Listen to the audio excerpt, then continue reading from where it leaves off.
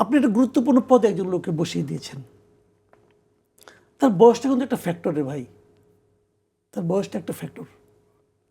আপনি একটা ইয়াং লোক মনে করেন 24 ঘন্টার মধ্যে 20 ঘন্টায় জাগতে পারবে, একটা বয়স্ক লোক পারবে না। সে টায়ার্ড হয়ে যাবে, অসুস্থ হয়ে যাবে। এবং এই উপদেষ্টা মণ্ডলীর ম্যাক্সিমাম লোক তো বয়স্ক। ইউনূস সাহেব সারাদিন বলেন তরুণদের দায়িত্ব নিতে হবে, তরুণদের দায়িত্ব নিতে হবে। সারাক্ষণ উনি বসে থাকেন বৃদ্ধদের নিয়ে। এটা তো বাস্তবতা। তো এখন তার উপর যে হামলা হলো, এই হামলার পরে অনেক প্রশ্ন আসছে যে গ্রেফতার করা হয়নি বা কী ব্যবস্থা নেওয়া হয়েছে, নিরাপত্তা এত দুর্বল কেন ছিল যেভাবে হামলা হয়েছে, আপনাদের ব্যাখ্যা কি আসলে? দেখুন, নিরাপত্তা দুর্বল ছিল এটা বলা মুশকিল, কারণ হামলাটার বা একটি বোতল ছুঁড়ে মেরেছে, সে জায়গায় এইটাকে আপনি নিরাপত্তা দুর্বল ছিল ওই জায়গা থেকে বলতে পারেন না। ওই স্টুডেন্টদের হাতেই তো বোতল ছিল, আর এটা তো ভিডিও প্রকাশ হয়েছে যে কিভাবে বোতলটা ছুঁড়ে মেরেছে। সুতরাং সেই জায়গায় এটার সঙ্গে নিরাপত্তা দুর্বল ছিল এটা বলা মুশকিল।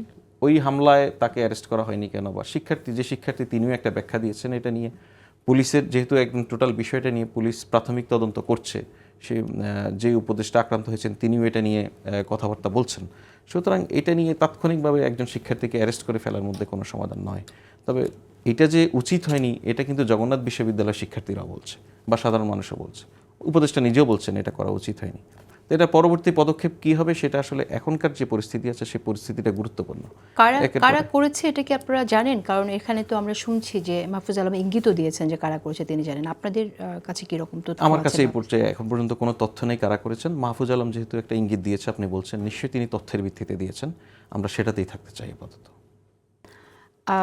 মাসুদ কামাল, আপনি পুরো বিষয়টাকে কিভাবে দেখেন? এই যে এখানে যেভাবে হামলা করা হলো উপদেষ্টার উপরে, এবং তিনি আসলে এখানে গেছেন, ফয়েজ আহমেদ যেটা বললেন যে শিক্ষা উপদেষ্টা উপস্থিত ছিলেন না বলে তিনি গেছেন, এবং তিনি মনে করেছেন তিনি গেলেই এটা সংকটটা সমাধান করতে পারবেন। তো আপনার কি মনে হয় যে মাহফুজ আলম কারো টার্গেটে পরিণত হয়ে যাচ্ছেন এখানে? না, এখানে দুটো বিষয় কিন্তু। এক নম্বর হলো উনি কেন গেলেন, কেন্দ্র করে আমি প্রশ্নটা রাখছি। একটা হলো উনি কেন গেলেন, আর দ্বিতীয় প্রশ্ন হলো উনি কেন এখানে টার্গেটে পরিণত হলেন। উনি গেলেন যে যাওয়ার যে কারণটা ফয়েজ আহমেদ দিলেন, যুক্তিটা একদম খারাপ না, একদম খারাপ না। এই কারণে এর আগেও আমি দেখেছি এই ধরনের ছাত্রদের বিভিন্ন প্রোগ্রাম যখন নাকি হয়েছে, তো তখন এই স্টুডেন্টের প্রতিনিধি যারা আছে উপদেষ্টা পরিষদে তারাই সাধারণত গিয়েছেন।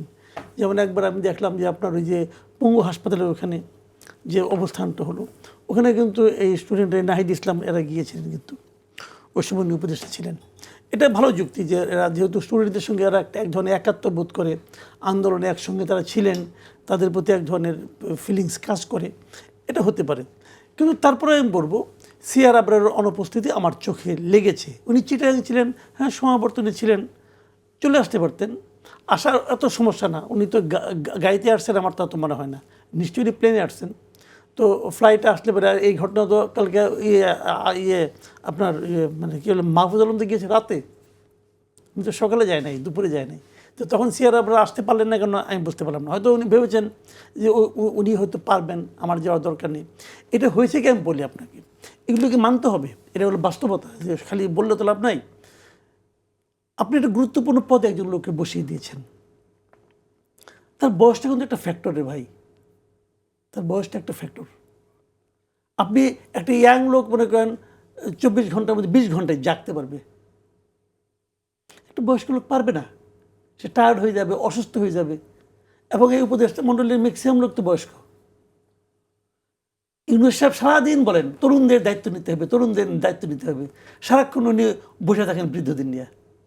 এটা তো বাস্তবতা, এটা তো রিয়েলিটি, আমরা দেখতেছি, চোখের সামনে দেখতেছি। সব সময় না, তরুণদেরকেও উনি নিয়ে আসছেন তো।